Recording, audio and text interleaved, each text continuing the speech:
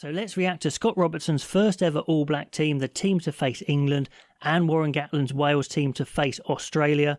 Now this New Zealand team is very experienced caps-wise. Of course, it's a brand new system, so is that why he's playing more experienced players, that they'll fall into a system easier, or is this just his best team? I'd probably go with the latter, to be honest. That pack is pretty much what I had predicted. I'd wondered though if Tuipulotu was fit enough to start because he's just come back for that Super Rugby final, but he looks like he's good to go. And he was actually a player that I had predicted would be in Scott Robertson's first choice team all the way back when he was first appointed, and I got some pushback for it. So there you go, he's there, and it's big front five for sure. It's the World Cup front five plus Tuipulotu. They should be very, very good in that set piece, where England may struggle a little bit up front. We know they're not the strongest up front, and De Groot and Lomax with Tuingafasi to come on, and Newell is a fantastic propping combination there. We don't see Tamaiti Williams, which is a shame, but Tuingafasi has a lot of experience. Taylor was always going to retain at number 2, and Asafa Amua has been the up-and-coming guy for so long now. Of course, he's not young now, but he is still a fantastic player, so explosive. I watched him all the way back for the under-20s and thought he'd have more All Blacks caps by now, but not being picked, not being favoured and being injured has set him back. So is this the start of a run for Amua? So those two front rows are very, very strong, with Scott Barrett, the captain at 4, Tuipulotu alongside him. It's super chunky. I think it's a good choice. And in the back row, he's gone for balance. This was the back row I thought he might play. Finau, tall, good in the line out, big carrier at 6. Papali'i, the workhorse at 7, good over the ball, and Ardie Savea staying at 8, not moving to 7, although it does look like on the bench with Jacobson, the likely move is him to 8 and then Savea to 7, with Papali'i coming off and maybe Scott Barrett covering 6 if needed.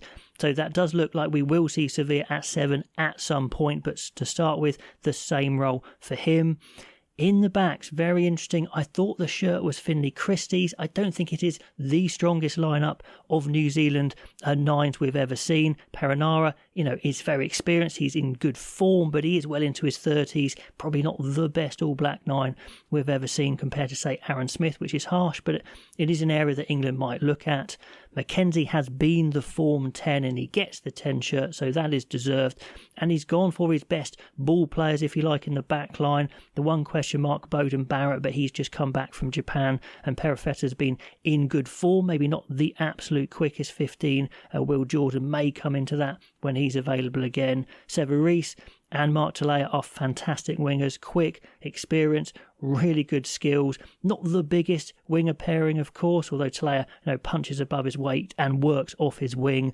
And then the old guard, the combination of Geordie Barrett and Rieko Ioane, they retain, although on the bench we do indeed have Anton Leonard-Brown, as I'd suggested, because he covers 12 and 13 so well, and he is just a fantastic player. I do not see a weakness in Leonard-Brown's game. He could easily start if one of those other two fall off a little bit.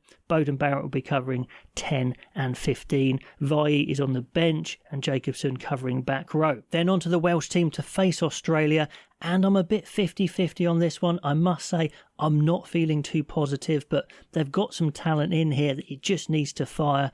That front row, surely Lewis would have played Dylan Lewis, but he looks like he's injured, which is a big shame. So Archie Griffin starts at tight head, and I see a lot in Archie Griffin. I think he's a very strong, a young tight head, but only about 22. He doesn't even play for the Bath first team regularly, so it's a big ask. And O'Connor on the bench didn't look too good against South Africa. Lloyd, Matthias, O'Connor's got to be, unfortunately, one of the weakest Welsh reserve benches we've seen. In the second row, it looks like Carter is injured, who played all right against South Africa, so he's gone for Schwinzer and Jenkins together.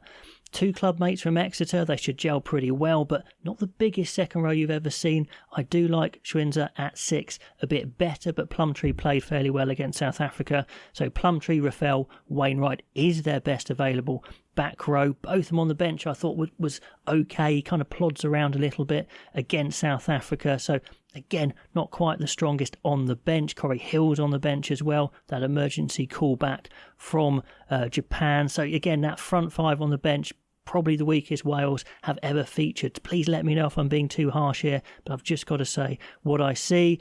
Lake's obviously there as the captain. We expect a lot from him. Thomas, their best loose head, definitely. into the back line, and Gatland is sticking with Ellis Bevan. It looks like this is the new 9 that he is grooming. I couldn't quite see how good he was against South Africa. Will he get lots of good ball against Australia or not? And we don't see Gareth Davis anywhere, which, is a big blow for him. Hardy's on the bench. Is Davis injured? If not, that is a massive slap in the face. Talk about slaps in the face. This must be his best team to face Australia. This is the big tour, and Sam Costello is dropped to the bench. The only specialist 10 doesn't even start.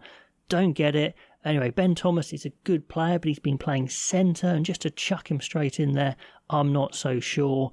Grady, I wondered if we'd see him on the wing to employ his power, but it looks like he is the new 12 for Wales under Gatland. I wondered if we'd see young Eddie James with extra firepower, but still Owen Watkin, who's a solid player, but he doesn't set the world alight, so not so sure there. Cam Winners, who did pretty well, I thought, against South Africa, who looked like the future 15 for Wales, has been chucked out completely, which is a bit strange. Liam Williams, I thought, might start at 15 last game, but because he didn't, it seems strange that he starts in this game. But anyway, he is a class player. There's a start for Josh Hathaway, getting him a cap, which is good. I think he will develop into a good international, but again, early days for him.